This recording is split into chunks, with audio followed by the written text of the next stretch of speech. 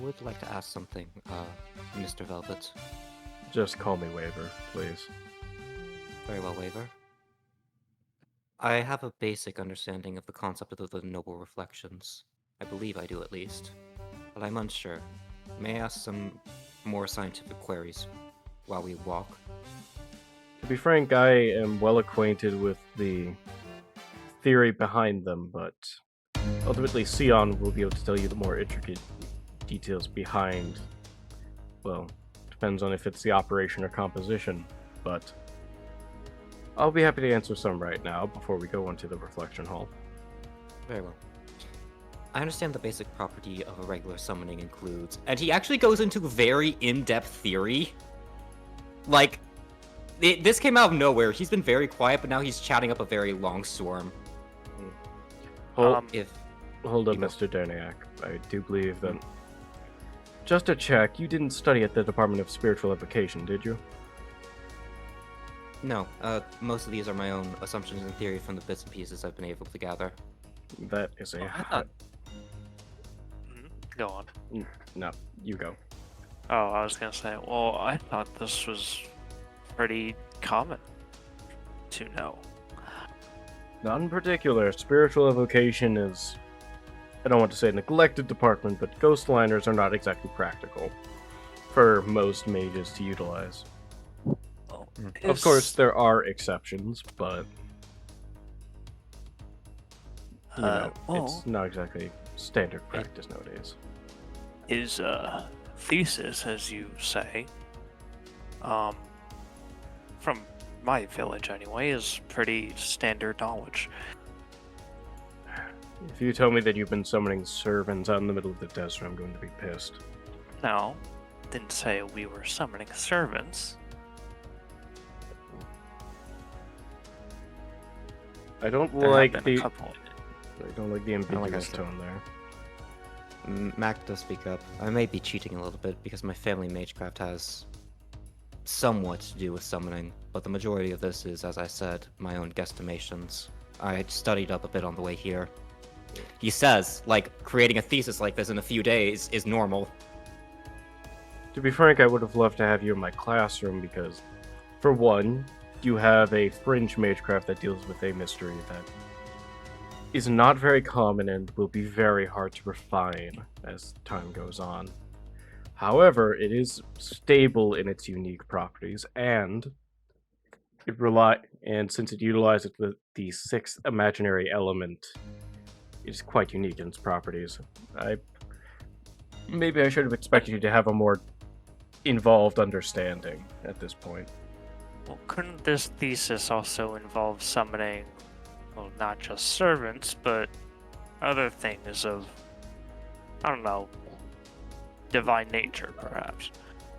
Divine is a strong word here, but if you wanted to talk more about summoning, I believe that would be Mac's line of expertise, actually. It revolves around. That's why I'm asking. Because it sounds oddly There's a question. familiar. I have a question. Yes. I'm not the best known with. I'm not the best expert of magic, but does that include popping to someone else's stream? What do you mean? Last night, or technically it was last night, Max came into our dreams. He looks over to Mac. Is this true? It is. Well, that would have been nice to know, but no, spiritual evocation, that would be more under the disciplines of illusionary magic, maybe mental manipulation. Spiritual evocation is more so about interaction with summoning things, bringing them in or utilizing them in different ways, exorcisms, bindings, summonings. But, Mac, my question still stands. Couldn't this thesis theoretically also provide the ability to summon things of divine or otherwise godly nature in some facet? the concept of the divine entities as we understand them in relation to the Throne of Heroes and other such concepts, from my understanding, it is theoretically possible to summon a fragment. However, the entire being is likely impossible. By as their nature, divine entities are beyond the scope and realm of humanity to a degree. The concept of spiritual evocation, to a degree, is still within possible thesis. So, the nature of summoning a god is, as I stated before,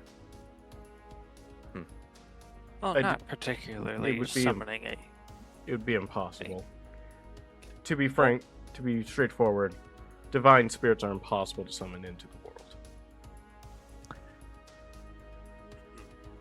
If it were even possible with the amount of mana expenditure and the complexity of the process it would require, it would need multiple high-level artifacts, a extremely precise ritual application, and a vessel suitable for holding a divine authority. Overall, you can't just summon a god. Well, I wasn't saying to summon a god. Perhaps, I don't know. I'm not sure how to say it.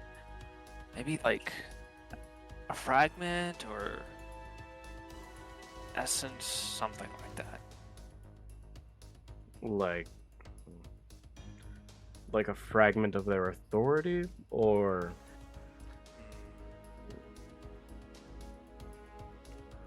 I mean, either way, we're getting some pretty dangerous stuff. exactly, and something that is currently far beyond CHALDEA's capabilities.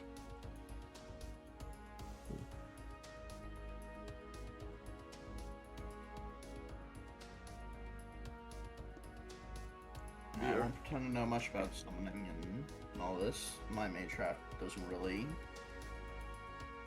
we can say, apply to it fully. Yes. I frankly don't know much about your magecraft at all, Mr. Hendricks. I couldn't really find any information on it when I was looking it up. Yeah, I mean, I'd be surprised. Dead mage family and all that. They tend to carry those secrets down Anyways, with them. our next stop is down here. We did pass by the lab earlier, but I think it would be best not to disturb them while they're at work. Now, I do have to warn you all when we go in here. This is the office of our narrative consultant. Whatever you do, don't make any agreements. Don't try and leverage any information out of him. And just bear with him. He's a handful. Alright, here we go. He opens the door and leads you all into a large library. Several stacks and rows of books lead forward and fill the room, with lecterns at the end of each aisle for holding various articles. There are a few staff members roaming about, picking up books and going through things. And against this padded wall, there's a stool and a window, a mirror. This kind of setup looks very familiar to you. Wait a minute. Look familiar. It kind of looks like what they would have set up for like visitations at prison, or something similar at least in function. All right, now I'm sure you'd all love to go through the library and read through some of our articles and research documents later. But yeah, suffice to say, don't take anything out of the library without approval. And let me introduce to you our narrative consultant. He goes up to this plexiglass window built into the wall here, with a wall tray that slides out and rotates. It looks like some kind of rotunda. All right. Hey. He kind of bangs on the window a bit with the back of his knuckles. Narrative consultant. We have our new recruits here. Everything kind of stops. It's quiet. Waver is standing in front of the only window in. But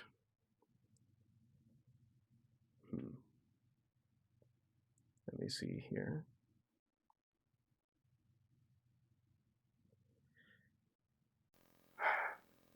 Narrative consultant? That is far too grandiose a name for myself, sir. I understand, but that's what you wanted to be called, right? Nay, 'tis only the title of mine task, but the identity of myself. That is the truth of the matter wherein. For what is in a name of an individual? That which we call a rose by any other name would smell as sweet. Greetings and salutations, new recruits of Chaldea. Y'all want to crowd around the window. I am the caster of tragedy, Shakespeare. Uh-oh. The narrative... Oh, I want to take a look. Hey, Amir. Do you recognize this guy's voice? He looks a little bit more disheveled than last you met him, but... Oh boy. You recognize that same voice that pleaded with you to participate in his production in Central Park. You've met him before. It's that guy, Will, from New York. The guy who's putting out a production in Central Park. Is this motherfucker the Will? The fuck? Ha ha ha! A pleasure to see thou once again, Sir White. The approach of our houses upon each other is most fortuitous. I would shake your hand and be the very pink of courtesy if I could, but alas, they have me locked behind plexiglass and steel confines. But you all, I have not known your names yet, nor your stories. Please do tell me of your woes and trials and tribulations. My first folio requires information of the tragedies yet to come, and the tragedies that have came before, from which to grow, and one day perhaps be published. Why is this goofy man in here? I think he explained himself a little bit too much, maybe. That is Chaldea's resident narrative consultant. Caster. William Shakespeare to you, good sir. And to you, it's Waver Velvet, aka Director. Oh, tisk tisk. Thy wit is a very bitter-sweeting, it is a most sharp sauce to complement our meeting, sir. Ah, god damn it. I need to go take a smoke, feel free to talk to Shakespeare. Hey, Okay, team. before you go, why you have him locked up? Reasons, confidential reasons I really don't want to talk about right now. You'll figure it out. Yeah. Hey, team. Yeah. Yeah. This is very important to see how Matt continues this conversation. How does he see William Shakespeare? First off, great question out of context. Second off, you see him as a figure wrapped in pages, layers of paper mache making up the form of a man. You can see his scraggly beard as strips of torn, shredded manuscripts. And his eyes seem to be darting every which way. Spotlights in the night. Seeking out the next star to focus on. He looks at it as he reads the page. He simply mutters out loud as if reading from a script. This above all, to thine own self be true, and it must follow as the night the day. Thou canst not be false to any man. Oh. But he that is strucken blind cannot forget the precious treasure of his eyesight lost, dear sir. You must be the strangest one. The weird sibling of the troop, yes? I have no idea what you're talking about. He flicks up his glasses. I'm just a normal magus from a normal magus family, if not slightly declining. Oh, that the seat should dwell in such a gorgeous palace as you, my friend. Oh, keep your secrets then. They shall be safe with me. Perhaps. He smiles. And to the rest of you, the star actor, motions over to Amir. the great king upon a treacherous throne, motions to Joser, and to you, the fair protagonist of this terrible tragedy. He motions over to Altair. That you all would so wander to me in groups. I thought it would be by individual light that we would meet. I fear that this story may have many leading roles. All the world is a stage, my strange one. But alas, all players have their part. But yet it seems as though the three have forsaken their lines in favor of awe. Have you nothing to say to the Bard of Avon? Honestly, I'm just kind of watching this mess go down. I do. Well, you say I that do. you need. What was it? Our tragedies. But what if the script doesn't allow such? There is always a tragedy to be had, Prince of the Old Throne. There is always yet another folly to fall.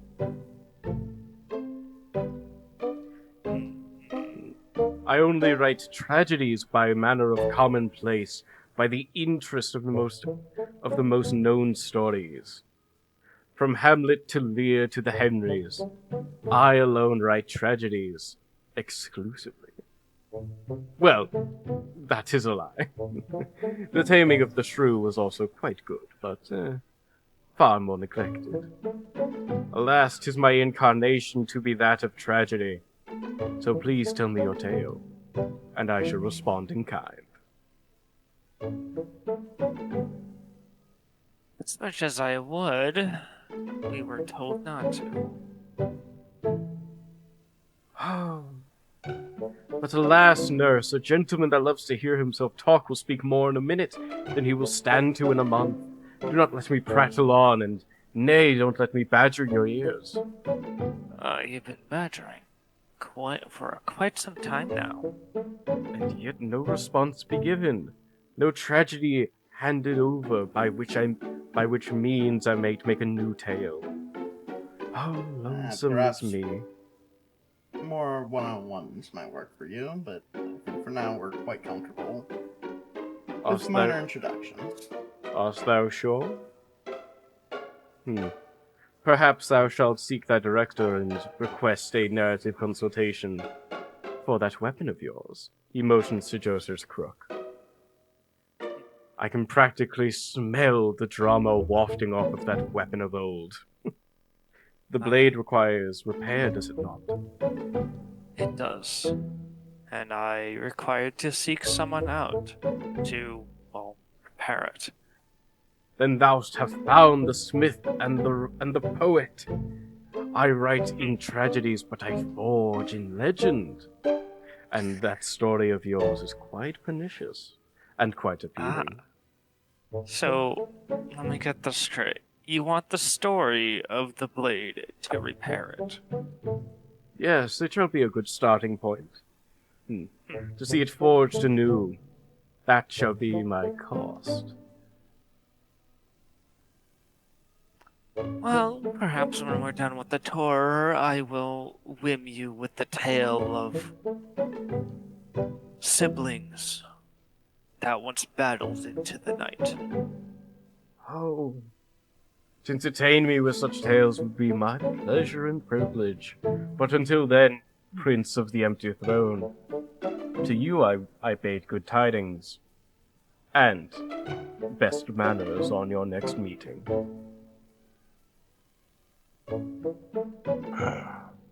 Well, Tales and bullshit. I'll bid you adieu for now. Do not speak to me of French. English was my language of choice. It was something I heard someone said. And I think it makes. The fanciful always tend to speak French for no reason other than origin and consultation. To you, my friend, Mr. White,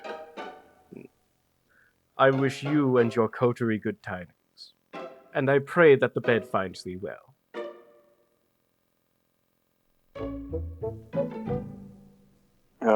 Okay. Well, then I appreciate the nice gesture. Do not appreciate it too much. Deceit always dwells in gold and the glimmering promise of a better life. Do not trust me if you wish to maintain what you have built.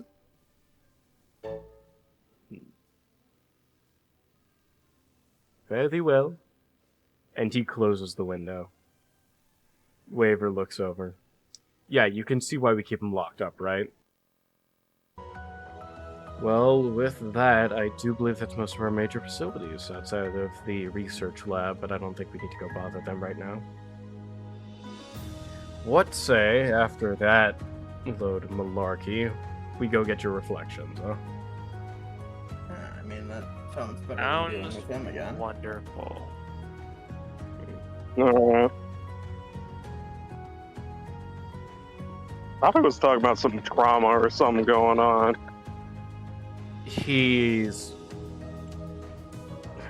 I'm going to be honest, we put a translator in that room. He's speaking straight up Middle English. That's the best we can get out of him with a translator. I think he's just like that. Oh, it sounds to me that he just wants to listen to the dramatic tales of other stories to make his own. And you trust that? No, not for a bit. Then you're Any, smarter than... staff I was actually hoping. worked with him? Sorry, what'd you say, Altair? With success. Has any staff worked with him with any success? Oh, yeah, no, I mean, look. As much as I gave you that warning because we want to do it under professional standards. Look, he's the one... Remember when I said earlier we had a narrative consultant making mystic codes? His skill allows him to make mystic codes for us. It is extremely valuable. Unfortunately, his personality is terrible. So we need to make sure that nobody makes any untoward deals with him that might endanger everyone else. Well, that kind of does put me in a pickle, doesn't it? I'm sure we could... He's...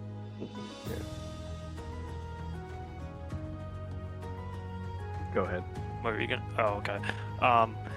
Well, if he is the only person that can repair my blade for a tale about how it got this way, I don't think anything can go wrong. Yeah, I'm gonna be honest, it seems tame, but then again, most... You know what they say about the first ones being free. To be frank, yeah, I think it would be fine to let your blade be repaired by him. It'll probably even help it, since he could, you know, use item construction to make it better. But just be aware that he is a staff member in the loosest sense. He's an independent contractor, we'll say that. Noted. He levies his own So, costs, and he makes his own due. So The best advice I could give for my read on that man is he's like treat him like what do you call it? But Shade, you were saying? I'd say treat him like one of those fays and stories, ones that you gotta watch your words around. Yeah. And so no. that's probably for the safest bet. Sounded like you were calling him a mercenary for a second. No. For one, he's not a fighter. He's a contractor. No, I don't mean mercenary. There are many applications to be called a mercenary. It doesn't have to involve killing. Oh, Yeah, there's mercenary for work, mercenary for general things. It's called different things. And at the end of the day, yeah. he's just a Usually, dude who does the work for you, Yeah. but not your permanent dude. trust me, I'm aware, but mercenary implies he works for money. He does not. He works for what we give him. And hopefully he'll stay locked up until we're done with our mission. Oh yeah, Why'd you say that? It should go Why'd you without say- saying. It should go without saying. don't let him out. Seriously, just don't. It's more trouble than it's worth. What happens if he is let out? I don't know. I wish I could tell you it's like, oh, he'll blow up the world, or oh, he'll curse everyone. I'm gonna be frank, I don't know. But I do know that with the person he is, it wouldn't be good for us. Hence why we have restraints. In any case, considering all he talks about is tragedies, he might try to create one. That's the concern, yeah. But in any case, enough about tragedies. Let's go get your legends. Oh god damn it, they changed the lock on this one too. Fuck. Alright. Sorry, Yeah, excuse my language. What do you make Sorry. about that? Any one of you can step up.